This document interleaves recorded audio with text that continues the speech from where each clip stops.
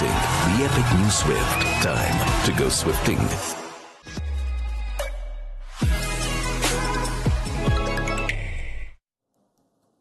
Halftime qualifier number 1. Sunrisers Hyderabad, the team that has batted first with such power right through the tournament, won the toss, batted first and lost their way. They've only managed 19 boundaries in the 20 overs when we've seen them hit more in the power play on occasion previously this tournament. The difference a big knockout game or at least a big playoff game makes. 159, let's see how good that is, and well done to the Knight Riders. So, what did Tom Moody, Mitch McClenaghan and Varun make of it on Maruti Suzuki Arena presents ESPN Cricket for Timeout, powered by JBL. Pat Cummins got some runs towards the end, Mitch. So is that still something? Yeah, it's actually not as bad as I thought they were going to be. I was thinking there at a point where they got themselves back to 101 for 4, where Klaasen had built a partnership with Tripathi, and then Klaasen got out. Before that, I was thinking, geez, if they get through to 175, 180 here, they're probably in the game. So I think 159, that's a naughty little score. That's a score that you can, if you come out too hard, lose a couple of wickets, you can be in a bit of trouble. But it's one of these ones that teams don't know the exact tempo to go at chasing down. So particularly with a new opener coming into the mix and no Phil Salt, there's still enough to play with there. But it will be a low chance if SRH get over the line. That having been said, Stark set it up. Stark, the best of him, and you called it, Tom. Yeah, look, again, there's a reason he has had the career he's had and had the impact in big matches that he's had over time, that, cometh the occasion he's going to stand up, and he bowled beautifully, got the ball to swing nicely. He intentionally bowled a very full length early on to try to extract that movement. And the ball to Travis Head was an absolute peach. Any left armer's dream to look to shape it away from the left-hander and let it straighten off the seam and hit the top of middle and off. It doesn't get much better, and it's interesting because it was nearly identical ball that got Travis Head the game before. And that's why, in these big games, you need those experienced players to step up. So I think certainly advantage KKR at the halfway mark, without a question, because it's not like there's too many demons in this surface. It's not a 240, 250 wicket, but it certainly seems to be a high 100s wicket, sort of around that sort of 180 to 190 range. Yeah, we debated whether the ball would swing. If it swings, Stark is a threat. We got pictures, Varun, just before KKR started their innings or started bowling. Stark picked out both balls. I'm guessing that's customary for the new ball bowler, but something different happened with the new ball today than previously? Absolutely. More than anything, I thought he bowled really good areas. More than anything really happening with the ball. If you see the ball that got head bowled, he actually bowled the ball to go out. It just hit the seam and nipped back, which all credit to him because he bowled in the correct area. Very similar dismissal to what we saw Head getting out in the last game. Almost carbon copy. I think that's the thing with Sunrisers. If you can rattle their top, then their bottom always falters more often than not, and that's exactly what we saw today with Abhishek getting out. I think even Weber Arora bowled really well up top. I think everybody bowled in great partnerships throughout the innings, because it was in these kind of games sometimes it's easy to get complacent when you've taken 4 up top, and then somebody just gets lazy. A few balls here and there which are not where people are not really committed. That didn't happen today. And I thought they hunted in pairs and did a really good job with their bowling. There was one that went flying to Gurbaz of a foolish length. I don't know, we've seen that in Ahmedabad before. So there was something in that first phase, right? It's not like Sunrisers have just self-destructed. Was it challenging in the opening few overs? See, a big part of T20 is confidence, because what happens when guys like Head and Abhishek get going, bowlers don't bowl with that much conviction, and then you see less swing, you see them bowling shorter, you don't see those kind of balls. But the moment you get one big wicket, the adrenaline's going, everything is pumping, and then you see those kind of things. So it's just not down to the wicket always. It's sometimes, more often than not, it's down to the bowler and the mood he's in and what he dishes out on that day. It could have been worse for Sunrisers as well. There was that review which they didn't go for, where Stark hit Tripathi right in front of the stumps. So they could have been in real trouble. They could have been 5 down in the first 6 or 7 overs. Yeah, I couldn't believe they didn't take that. Yeah, crazy. It could have been a massive moment, right? Yeah, it was a typical left arm quicks, new ball delivery, quick, full. I'm going to try to knock your stumps out of the ground, or if I'm missing the stumps, it's hitting your feet before those stumps, and it hit Tripathi right on that front toe. I'm really surprised bowler Stark's experience didn't almost command that review. But you know what, though, Take Raunak, I was thinking about that, and I was thinking, I wonder if Stark, if he was purple cap holder, or let's say for argument's sake had 15 wickets in this stage of the tournament, he would have the confidence and just command that let's go upstairs. I think because he's had a slow start, maybe he just feels that sort of confidence and presence around the group. I'm not going to sort of call it, let's make it a collective decision. But if you're bossing it, you're saying, let's go upstairs. There's a couple of things, isn't it? Keeper's playing his first game too. Yeah. In Gurbaz. Yeah, exactly. And so finally dressed. Yeah, Salt. You can guarantee Salt would have taken that upstairs. Anyway, without a doubt. Gurbaz was a bit coy. He seemed like he said, let's go for it. Yeah. But again, he's playing his first. But don't blame me. I tell you what, it's worth revisiting a moment like that, especially if Sunrisers managed to make a game out of this. Because Tripathi ended up top scoring. He's one of 4 batters who got to double digits. Quickly to wrap up on Stark, though, and to credit Shreyas, good use of him, give him an extra over, which saw the Nitish Reddy wicket. He could have possibly bowled 4.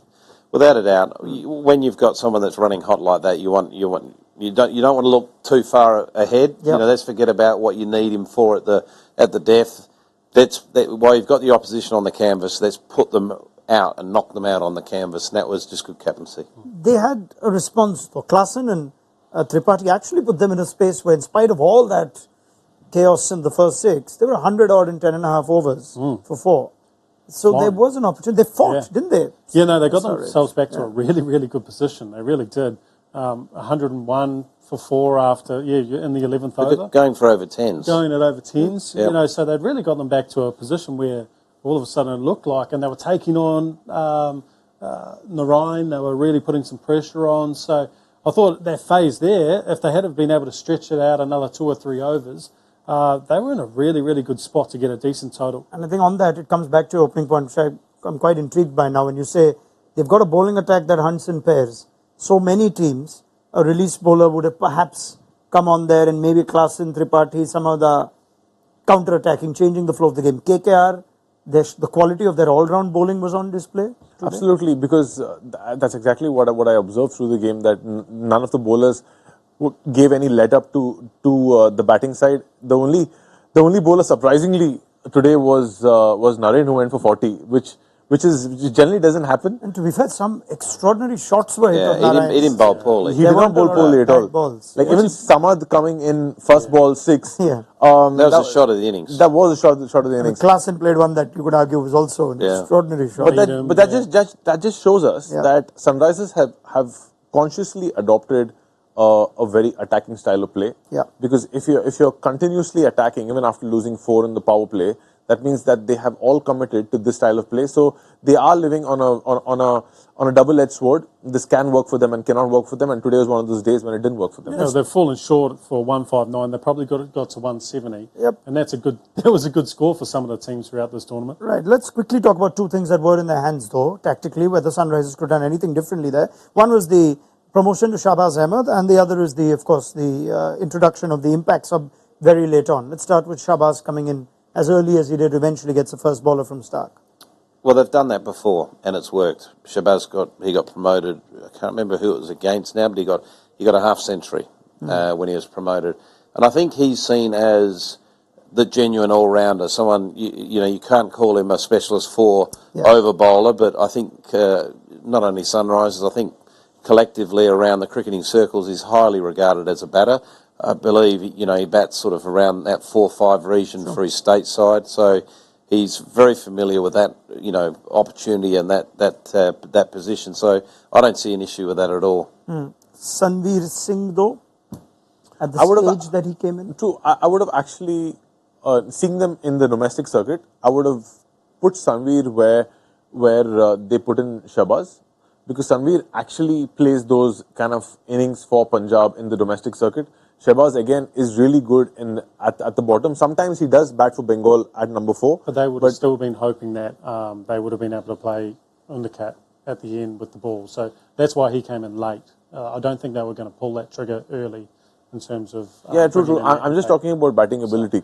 Sanveer is a more technically sound batsman than than Shabazz. But at the end of the day, Shabazz has done a job for the Sunrisers this year. No experience, though. Absolutely, That's the 100%. That was the only reason. I'd like Mitch to share his philosophy around the overseas, and I won't steal your thunder because I think it's quite an interesting point. Yeah, really fascinating one. I thought when they named that side and they were batting first and they lost those first couple of wickets, it's not something I thought about before this, but when you've got Viaskant there, who's an experienced as overseas bowler, he's only played 2 games, I thought when you're batting first, you could have named the 3 overseas players, and then if you needed to make a sub, instead of saying Sanveer, bring in Glenn Phillips, who can bowl you some overs. You've still got Nitesh who can bowl a few overs, but he's a genuine batter, and he adds a lot in all 3 facets of the game. So maybe it's a tactical change, batting first next time. They could see that as an option, and then they could have played Unnakat straight away, because on these boundaries, he was always going to be the bowler that they were going to bring in. It wasn't going to be Sanveer. And the other point to that is that not only gives you flexibility with the batting option, who can bowl, which Phillips is that, and Markram's also that, because Markram's respectable with his offies, is that if you feel that the conditions are going to be more suited to a Faruqi against the spinner, it gives you the flexibility to say, well, let's go with Faruqi, because the ball's swinging around corners here. We've got, the Afghan, left armour who can swing it both ways for fun. Yeah. And the other, and just even if they didn't do that, which I think that's now, there might be something they might look at for the next game.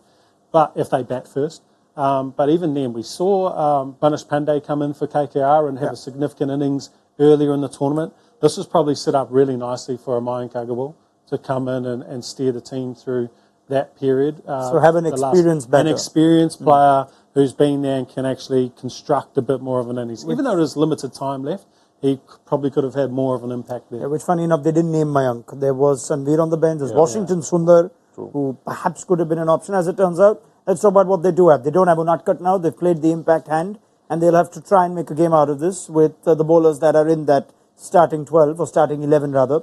And KKR have seen Sunil Narayan walk out. So let's look ahead now. Quickly, if I can touch upon a big moment in the game, which was the Tripathi run out too, because he was looking quite good.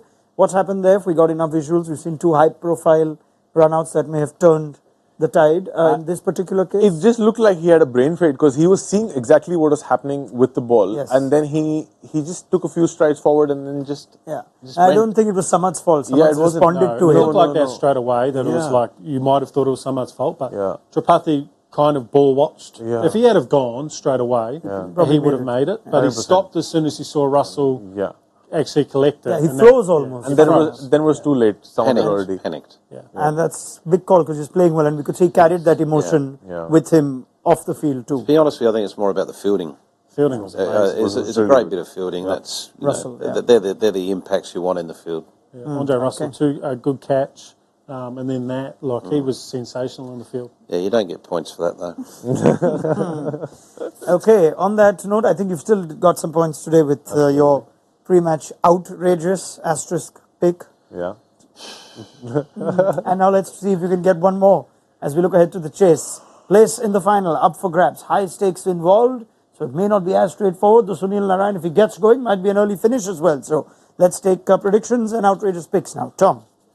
I'm going to go with KKR winning this contest, and I am going to say that Pat Cummins will take 3 or more wickets. Very good. So KKR to win this narrowly. I was going to say Boovy, but I just thought I'd leave Boovy for you because... So you sense narrow win then for KKR? Close game right towards the end somewhere? No, I think they'll win it comfortably, but it certainly won't be 2 or 3 down. They'll be half down. Okay, and around 15th, 16th over, 17th, 18th? Would you like an over? 19th. Okay, 18.3. 18.3.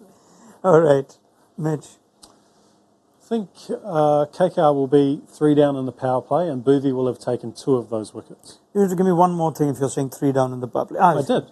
Boovy to get 2 out of the 3. 2 out of those 3. All right. And I think KKR will win this. Yes, 6 down. 6 down, all right. And finally, Varun.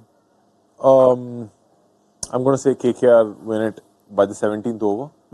Nice and easy. And Gurbaz is going to get a 50. Gurbaz 50 on his debut. First game this season. Off how many balls, though? It's his debut now, come on. I mean, first knock this season, that's outrageous. That's 50. I mean, he's not a good batsman. He's going to get a 50. The balls don't matter. Oh, in this- that's in fine. this We game. know. Okay, we know how that. We know how it's working now. This is very Pretty clear. sad win for But you if it's you win. it's his first It'll be a game of sad the win. season. That's I'm all right, backing mate. him to get 50. As long as you feel good about it. I do feel good about it. All right, thanks so much, Sleep, Varun. sleep well. Yeah, thanks so much, Varun. Yes. And to hell with you, Mitch and Tom. Thank you so much. See you at the end of the game on Maruti Suzuki Arena presents ESPN Cricket for Timeout powered by JBL. We will have our first finalists, so pick up the analysis. Then download the mobile app. If you haven't already, Gurbaz is already dancing his way to his first boundary. And let's see where he finishes at the end of this game.